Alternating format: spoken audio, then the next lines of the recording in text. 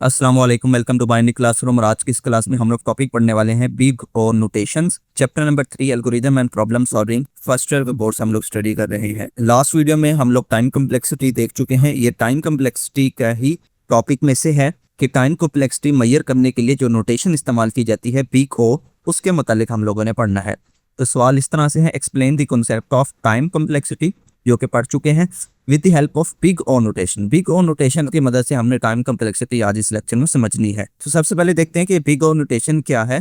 So big O notation is a mathematical way to describe the time. Big O notation एक mathematical वे है, mathematics के जरिए आप डिस्क्राइब करते हैं टाइम को, यानी कि एक एल्गोरिदम एग्जीक्यूट होने में कितना टाइम लेता है और कितने स्पेस कंज्यूम करता है। इसको मैथमेटिकल एक्सप्रेशन में एक्सप्रेस करने के लिए बिग ओ नोटेशन इस्तेमाल की जाती है। टाइम और स्पेस कम्प्लेक्सिटी में हमने शॉर्ट सा ये पढ़ा था कि एक एल्गोरिथम को जितना ज्यादा टाइम लगता है वो उसकी टाइम कम्प्लेक्सिटी है, जैसे जैसे उसका इनपुट साइज बढ़ता रहेगा।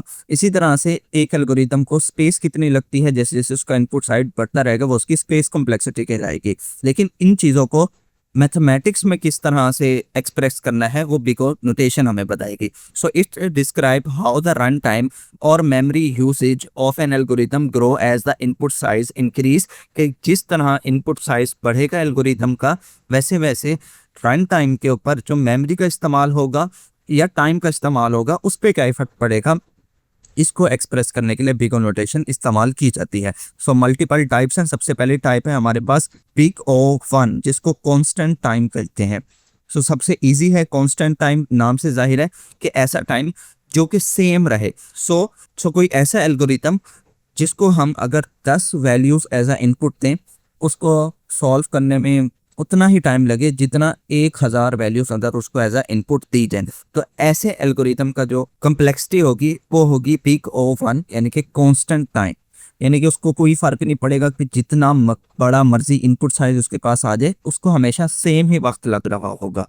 सो an algorithm has big O one time complexity when its run time does not change, जब उसका रन टाइम चेंज ना हो, यानी कि सेम रहे with the size of input. Size of input चाहे कम हो चाहे ज्यादा हो, उसको एग्जीक्यूशन में हमेशा सेम ही टाइम लगे, ऐसी टाइम कम्प्लेक्सिटी को big O one constant time बोलेंगे। So the big O one means that an algorithm takes same amount of time to run for any size of in, के same amount of time उसको चाहिए होगा, चाहे input का size कितना बड़ा मर्जी हो या जितना छोटा मर्जी, हमेशा उसको सेम टाइम चाहिएगा। एक एग्जांपल से समझते हैं बिग O वन को। सो यहाँ पर देखें, एक ये स्कूल का कैफेटेरिया है जहाँ पर कुछ बच्चे हैं जो लंच टाइम में आके अपना जो लंच है वो कलेक्ट कर रहे हैं। और यहाँ पर एक रोबोट है जिसके आगे कुछ ट्रेस पड़ी हुई है। हर ट्रे उसने एक एक बच्चे को देनी है। अब बच्चे उसके पास आएंगे और रोबोट का काम है कि उनको एक ट्रे जो है वो देना। अब यहाँ पर जो रोबोट है उसके सामने देखें कितनी लंबी लाइंस में यहाँ पर ट्रेस पड़ी हुई है। तो गालबन कोई 100,000 ट्रेस हैं, यानी कि 1 लाख ट्रेस पड़ी हुई है। तो कहते हैं कि उसके पास चाहे 10 ट्रेस पड़ी हो चाहे वो 1 लाख ट्रेस पड़ी हो, उसको एक ट्रे एक स्टूडेंट को देने में उतना ही टाइम लगेगा जितना इन 10,000 ट्रेस को देने में लगेगा। मतलब यह है इस बात का कि इस रोबोट ने हमेशा एक ही ट्रे एक बच्चे को देनी है। तो एक ट्रे एक बच्चे को देने में लेट्स सपोज 1 सेकंड लग रहा है, तो इसका मतलब हमेशा हर बच्चे के लिए ही 1 सेकंड लगेगा। सही है, चाहे वो यहाँ पर नंबर ऑफ ट्रेस जितनी बड़ी मर्जी हो जाए, उसको हमेशा एक ट्रे एक स्टूडेंट को देने में 1 ही सेकंड लगेगा। तो ऐसी सिचुएशन में हम कंसीडर कर रहे हैं कि जो नंबर ऑफ ट्रेज हैं ये हमारे पास इनपुट है, लेकिन इनपुट के बढ़ने या कम होने से हमारे पास जो एग्जीक्यूशन टाइम है, जो कि 1 सेकंड है एक ट्रे एक बच्चे को देने के लिए, वो हमेशा कांस्टेंट ही रह रहा है। तो ये होता है हमारे पास big O one notation. So यहाँ पर भी देखिए उसने लिखा हुआ है big O one means it take one step regardless of how many items are there, कि उसने जो एक स्टेप लेना है, रोबोट का काम है प्लेट बच्चों को देना है, तो हमेशा उसको सेम ही वक्त जो है वो लगेगा। नेक्स्ट बढ़ते हैं हमारे पास बिग O एन, जो कि लीनियर टाइम को रिप्रेजेंट करती है। So an algorithm has big O n time complexity when its run time increases directly in proportion to the size of input.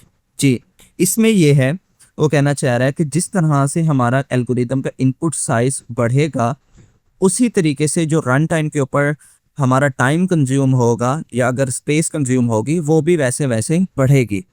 So it means that if the input size is double, अगर input size double होता है so the time required is approximately double, तो time भी double होगा। So for example पहले जिस तरह से एक काम था जिसके इनपुट की तादाद जो है वो 2 थी और उसको सॉल्व करने के लिए भी एग्जीक्यूशन टाइम भी 2 सेकंड्स का लग रहा था, अब जो है नंबर ऑफ इनपुट्स को बढ़ा के 5 कर दिया तो उसको एग्जीक्यूट करने के लिए भी जो टाइम लगेगा वो 5 सेकंड ही लगेगा। तो जैसे जैसे इनपुट साइज बढ़ेगा वैसे ही उसी सेम सीक्वेंस से अगर टाइम या स्पेस भी बढ़ रही हो वो हमारे पास बिग ओ एन कहलाएगी, लीनियर टाइम। इसको एक एग्जांपल समझे, जिस तरह हमारे पास ये लाइब्रेरी सिस्टम की एग्जांपल दी गई है कि यहाँ पर देखें एक लाइब्रेरियन बैठी हैं और इन लाइब्रेरियन का ये काम है कि कोई बच्चा अगर उनके पास बुक इशू करवाने हैं या रिटर्न करने हैं उसका डाटा इन्होंने अपने पास रखना है। अब यहाँ पर देखें तो एक बहुत बड़ी तादाद है बच्चों की जो कि लाइन में लगी हुई है। सो 1 बाय 1 हर बच्चा आएगा इन मैम के पास और जो बुक होगी वो इन्होंने इशू करवानी होगी वो यहाँ से इशू करवाएंगे। तो फर्ज करें अगर एक बच्चे को 1 मिनट का वक्त लगता है ये सारा प्रोसेस करने में, तो जिस तरह बच्चे बढ़ते रहेंगे वैसे वैसे टाइम भी बढ़ता रहेगा, है ना। तो अगर फर्ज करें कि हमारे पास सिर्फ लाइन में यही 2 बच्चे होंगे तो हमारे पास कितना मिनट लगेंगे, सिर्फ 2 मिनट लगेंगे, है ना। 1 मिनट इसको लगेगा और दूसरा मिनट इसको लगेगा। लेकिन जैसे जैसे बच्चों की तादाद बढ़ती जाएगी तो एंड वाले बच्चे को तो सबसे ज़्यादा टाइम लगेगा, है ना। तो ओवरऑल जो है वो हमारे पास टाइम भी बढ़ गया जैसे जैसे हमारे पास नंबर ऑफ इनपुट्स भी बढ़। तो ऐसे एग्जीक्यूशन को बोलते हैं big O n linear time, कि जिसमें इनपुट साइज जैसे बढ़ेगा वैसे वैसे टाइम भी बढ़ेगा और सेम उसी रफ्तार से बढ़ेगा जिस रफ्तार से आपका इनपुट साइज बढ़ेगा। एक स्टूडेंट है तो 1 मिनट लगेगा, 10 स्टूडेंट है तो 10 मिनट लगेंगे, 100 स्टूडेंट्स है तो 100 मिनट्स लगेंगे। इसी तरह n नंबर ऑफ स्टूडेंट है तो n नंबर ऑफ टाइम लगेगा, यानी कि इन्फिनिट में ये मामला चला जाए। तो जितनी तादाद बढ़ती जाएगी वैसे वैसे हमारे पास टाइम भी सेम उसी डायमेंशंस में बढ़ता जाएगा। थर्ड नंबर पर है quadratic time, big O n square. ये थोड़ा एक स्टेप हायर है लीनियर टाइम से जो अभी हम पढ़ के आए, जिसके अंदर हमने पढ़ा कि जैसे इनपुट बढ़ेगा सिर्फ वैसे ही उतनी तादाद में उसी डायमेंशन में उन्हीं पैरामीटर्स में हमारे पास टाइम भी बढ़ेगा। लेकिन क्वाड्रेटिक टाइम ये बोलता है कि जिस तरह से आपका इनपुट साइज बढ़ेगा एल्गोरिदम को उसके स्क्वायर टाइम लगेगा सॉल्व करने के लिए। कैसे?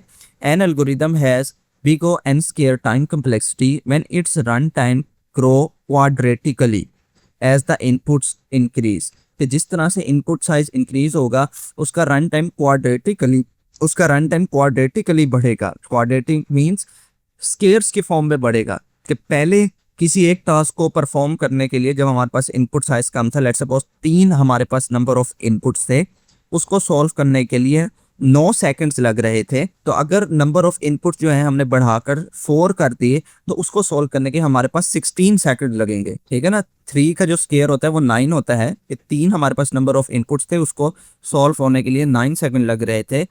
जब हमने नंबर ऑफ इनपुट्स बढ़ाया 3 से किया 4, तो 4 के लिए हमारे पास जो टाइम था वो 16 सेकंड लग रहा था, क्योंकि 4 का जो स्क्वायर होता है वो 16 होता है। तो यहाँ पर हमारे पास इनपुट का जो भी नंबर होगा उसका स्क्वायर हमारे पास एग्जीक्यूशन टाइम में लगेगा। So the big O n square means that input size n increases the run time grow proportionally to the square of n। जितना हमारा इनपुट साइज होगा उसका स्क्वायर हमारे पास रन टाइम में टाइम कंज्यूम होगा। इसकी एग्जांपल देखें यहाँ पर हमारे पास 3 जो है वो किड्स हैं। अब ये जो 3 किड्स हैं इन्होंने आपस में एक दूसरे को हेलो बोलना है। तो अब ये हेलो किस तरह से बोलेंगे? सबसे पहले ये वाला जो स्टूडेंट है वो इसको भी हेलो बोलेगा और इसको भी हेलो बोलेगा। फिर जो है ये जो सेकंड वाला स्टूडेंट है ये इसको हेलो बोलेगा और फिर इसको भी हेलो बोलेगा। फिर जो थर्ड वाला स्टूडेंट है ये इसको हेलो भी बोलेगा और इसको भी हेलो बोलेगा। आपने सिंपल क्या करना है कि जितना आपका इनपुट साइज होगा, जिस तरह हमारे केस में यहाँ पर 3 किड्स हैं, तो आपने नंबर ऑफ इनपुट का स्क्वायर निकाल देना। तो नंबर ऑफ इनपुट जो है हमारे पास 3 है, 3 का जो स्क्वायर हम कैलकुलेट करेंगे तो कितना बनेगा? 9 बनेगा। सो इट मीन्स इन्होंने जो इंटरेक्शन किया 9 हेलोस का इंटरेक्शन किया। इसी तरह जब हमारे पास नंबर ऑफ इनपुट बढ़ गया, यहाँ देखें 3 से हमारे पास 4 जो है वो किड्स हो गए। तो जब 4 का स्क्वायर हम लोग कैलकुलेट करेंगे तो हमारे पास बनेगा 16। तो इसका मतलब 16 यूनिट ऑफ टाइम उनको लगा हेलो बोलने। सो इसी तरीके से अगर आपके पास इनपुट साइज बढ़ाने पर जो टाइम है वो उसका स्क्वायर में ग्रो हो रहा है, तो ऐसी नोटेशन को बोलते हैं big O n square quadratic time. ठीक है। लास्ट है हमारे पास बिग ओ लॉग एन। अच्छा, ये भी ऑलमोस्ट सेम ही काम करती है लीनियर के, लेकिन ये बड़ी मज़े की है। इसके अंदर टाइम हमारे पास श्रिंक होता है, यानी कि टाइम जो है वो कम वो लगता है, ठीक है, लेकिन उस लिहाज से कम नहीं लगता है। समझते हैं, फिर आप समझ आएगी किस सिनेरियो में कम यहाँ पर लगता है time. So an algorithm has a big O log n time complexity when its run time increases very slowly। कि जब किसी भी एल्गोरिथम की एग्जीक्यूशन का जो रन टाइम है वो आहिस्ता से इंक्रीज हो, ऐसे नोटेशन को बोलते हैं लॉगरिथमेटिक टाइम। सो जिस तरह से इनपुट साइज बढ़ेगा, कहता है कि इनपुट साइज के बढ़ने से हमारे पास अचानक से टाइम ना बढ़े, कि जिस तरह अभी हमने लीनियर में भी देखा कि जिस तरह इनपुट बढ़ रहा था सेम कांस्टेंट में वैसे ही हमारे पास टाइम भी बढ़ रहा था। फिर उसके बाद जो हमने क्वाड्रेटिक टाइम देखा उसके अंदर कुछ ज़्यादा ही बढ़ रहा था कि एक यूनिट जब हम बढ़ाते हैं तो उसका स्केयर जो है वो जाके टाइम बढ़ने लग जाता है। लेकिन log n ये कहता है कि आप बेशक नंबर ऑफ इनपुट्स बढ़ाते हैं लेकिन जो टाइम है वो इतनी तेज़ी से नहीं बढ़ता है लेकिन इतनी तेज़ी से नहीं बढ़ता, लेकिन ओवरऑल हमें देखने में लगता है कि टाइम कम लग रहा है। एग्जाम्पल से समझते हैं। देखिए यहाँ पर देखें, ये एग्जाम्पल आपके बुक में भी लिखी गई है, सेम वही एग्जाम्पल मैंने आपको समझा रहा हूँ ताकि आपके लिए चीज़ों को रिलेट करना आसान हो। सो गैस द नंबर, ये एक गेम होती है जिसके अंदर हमें क्या होता है कि एक नंबर गैस करना होता है। फर्ज करें कि मैं आपसे कहता हूँ कि आप 1 से 100 के बीच में कोई एक नंबर अपने माइंड में सोचें और मुझे ना बताएं, मैं उस नंबर को गैस करूँगा। तो आपने फर्ज करें कि नंबर गैस किया 53। क्या नंबर गैस किया? 53। अब इस 53 को मैंने गैस करना है। अब एक तरीका तो ये हो सकता है गैस करने का कि मैं कहूँ 1 से 100 की काउंटिंग ही शुरू कर दूँ। मैं कहूँ कि वो नंबर क्या 1 है, आप कहोगे नहीं। फिर मैं कहूँगा कि क्या वो नंबर 2 है, आप कहोगे नहीं। फिर मैं कहूँगा कि 3 है, आप कहोगे नहीं। इस तरह बढ़ते बढ़ते कहाँ जाके मैं 53 पे पहुँचूंगा, फिर आप कहोगे हाँ ये नंबर है। तो एक तो तरीका ये है गैस करने का नंबर, लेकिन क्या ये एफिशिएंट तरीका है? नहीं। ये जो तरीका है इसके अंदर आपको 53 सेकंड लगेंगे, है ना। फर्ज करते हैं कि हमें 1 सेकंड लग रहा है नंबर गैस करने में, कि मैं कहता हूँ कि आपके पास नंबर 1 है तो 1 सेकंड मुझे लग गया। फिर मैं कहूँगा क्या वो नंबर 2 है, 2 सेकंड लग गए।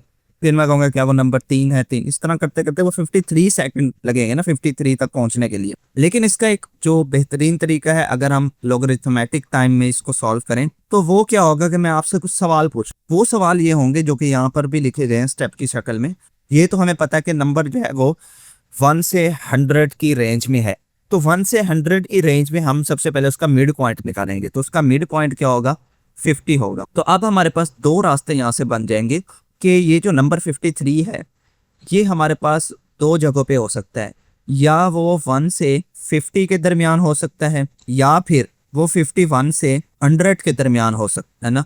तो मैं पूछूंगा कि क्या वो 1 से 50 के दरमियान है, आप कहोगे नहीं। तो इसका मतलब मुझे कम से कम ये कंफर्म हो गया कि नंबर जो है वो 51 से 100 के दरमियान। तो हाफ हो गया टाइम, सही है। अब 51 से 100 के दरमियान मैं फिर से गैस लगाऊंगा, और क्या गैस होगा? मैं पूछूंगा कि क्या वो नंबर 51 से 75 के दरमियान है, आप कहोगे हाँ। फिर मैं इस रेंज को और कम करूंगा, फिर मैं 4th नंबर पूछूंगा क्या वो नंबर 51 से 63 के दरमियान है। कोई भी नंबर इसने ले लिया रैंडमली, 65 भी हो सकता है, 53 63 उसने ले लिया। सो आप कहोगे यस वो नंबर 51 से 63 के दरमियान भी आता है। फिर मैं पूछूंगा कि क्या वो नंबर 51 से 57 के दरमियान आता है, यानी कि अपनी रेंज को मैं कम करता जाऊंगा। 51 से 100 के दरमियान मुझे ये पता चल गया कि नंबर है, मैं इस रेंज को कम करता जाऊंगा। 51 से 75 पे, 51 से 65 के दरमियान पूछूंगा। फिर मैं पूछूंगा कि 51 से 55 के दरमियान है वो नंबर, आप कहोगे हाँ है।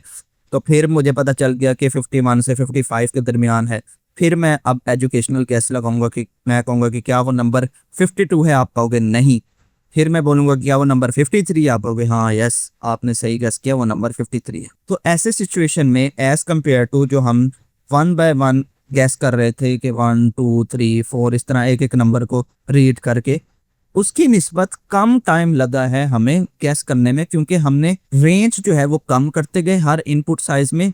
तो इससे हमारे पास जो नंबर को गैस करने का टाइम था वो कम होता गया। इसका ग्राफ भी देखें, ये ग्राफ भी आपने लाजमी तौर पर बनाना है। आप जो भी इमेज देखें, मैंने जिस इमेज भी यहाँ पर दी, ये ग्राफ साथ में बना हुआ है, ये लाजमी आप लोगों ने अगर ये क्वेश्चन एग्जाम में है तो बनाइएगा, ठीक है। ये रिप्रेजेंट कर रहा होता है कि किस तरह से टाइम बढ़ रहा है। देखिए कांस्टेंट टाइम तो वो लीनियर चल रहा होता है, उसका भी ग्राफ इस तरह से है नहीं, लेकिन जो ये लीनियर हमारे पास टाइम है जिसके अंदर जैसे जैसे इनपुट बढ़ रहा है वैसे वैसे टाइम भी बढ़ रहा है। इजी सा ग्राफ है, देखें नंबर ऑफ जो है किड्स यहाँ पर लिखा हुआ है, तो आप यहाँ नंबर ऑफ इनपुट भी लिख सकते हैं और यहाँ पर टाइम। तो इनपुट के बढ़ने से यहाँ पर हमारे पास टाइम भी उसी तरीके से बढ़ रहा है, तो कांस्टेंट एक ही प्रोपोर्शन में हमारे पास इनपुट और टाइम बढ़ रहा है, तो ये इसका ग्राफ होगा। इसी तरीके से हमने जो क्वाड्रेटिक वाला देखा, इसके अंदर देखें तो इनपुट तो है कम बढ़ रहा है लेकिन टाइम उसकी निस्बत बहुत ज़्यादा बढ़ रहा है, उसका ग्राफ इस तरह कर्व में आएगा। और लॉग एन में क्या होगा, लॉग एन में हमारे पास हम लोग क्योंकि नंबर ऑफ इनपुट्स को कम कर रहे हैं तो उसका ग्राफ नीचे जाएगा, जबकि टाइम जो है वो ऑब्वियसली बात है उसी के लिहाज से वो बढ़ेगा भी सही, क्योंकि उसने लिखा है कि रन टाइम इंक्रीज तो होगा लेकिन इतनी तेजी से इंक्रीज नहीं होगा। और उसका जो इनपुट साइज है वो क्योंकि हम यहाँ पर कम करते जा रहे हैं, उसका जो ग्राफ है नंबर ऑफ इनपुट्स का वो देखें वो नीचे की तरफ जा रहा है। तो ये जो ग्राफ है ये भी लाजमी तौर पे आप लोग अपने आंसर्स में बनाइएगा। सो आई होप आप लोगों को पीगो नोटेशन समझ में आ गई होगी। पीगो 1 कांस्टेंट टाइम लेके चलती है, पीगो n हमारे पास लीनियर एग्जीक्यूशन है, जितना इनपुट साइज बढ़ेगा उसी प्रोपोर्शन में हमारे पास टाइम बढ़ेगा। उसके बाद पीगो n स्क्वायर जो कि क्वाड्रेटिकली इंक्रीज करता है टाइम को, नंबर ऑफ इनपुट के बढ़ने पर जो टाइम है वो स्क्वायर्स की शक्ल में हमारे पास बढ़ता है उसके अंदर। और लास्ट में लॉग n जिसके अंदर नंबर ऑफ इनपुट्स हम लोग कम करते हैं लेकिन टाइम जो है वो ऑब्वियसली वो बढ़ता है लेकिन स्लोली बढ़ता है। सो आई होप आपको ये वीडियो अच्छी लगी होगी। अगर वीडियो पसंद आई तो वीडियो को लाइक करते हैं, चैनल को बगैर सब्सक्राइब किए देख रहे हैं तो चैनल को भी जरूर से सब्सक्राइब करें। मिलते हैं किसी नेक्स्ट वीडियो में, तब तक के लिए अल्लाह हाफिज़।